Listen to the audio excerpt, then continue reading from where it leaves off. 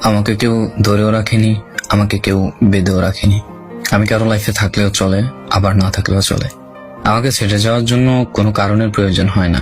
যখন যার যেভাবে ইচ্ছা সে সেভাবেই চলে যায়।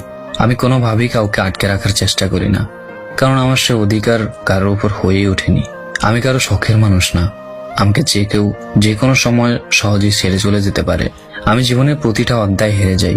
আমার কোনো বন্ধু নেই, কিন্তু আমার বন্ধুর কোনো অভাব নেই, কারণ আমি যাদের বন্ধু ভাবি তাদের অন্য বন্ধু থাকলেও আমি তাদের তালিকায় নেই।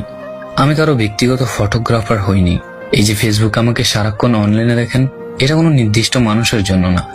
আমি কোনো কারণ ছাড়াই অনলাইনে থাকি।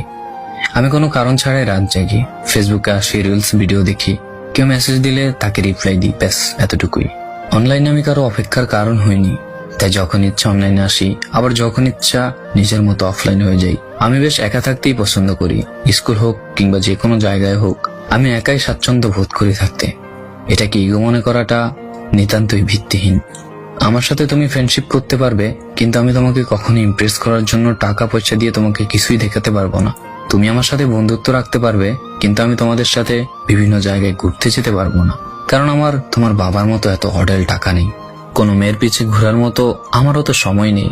আমার আত্মসম্মানে লাগে। অসুন্দর হলেও আমি আমার আত্মসম্মান নিচু করি না। আমি নিজ থেকে কোনো মেয়েকেই SMS দেই না। আমি নিজের আত্মসম্মান বজায় রাখি। কাউকে ঘৃণা করার মতো মানুষ আমি নই। হয় প্রচন্ডভাবে ভালোবাসবো, নয় একদম চুপ হয়ে দূরে সরে যাব।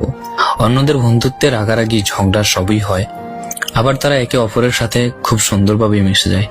কিন্তু আমি ভাগ্য করে এখনো এমন কোনো বন্ধু পাইনি।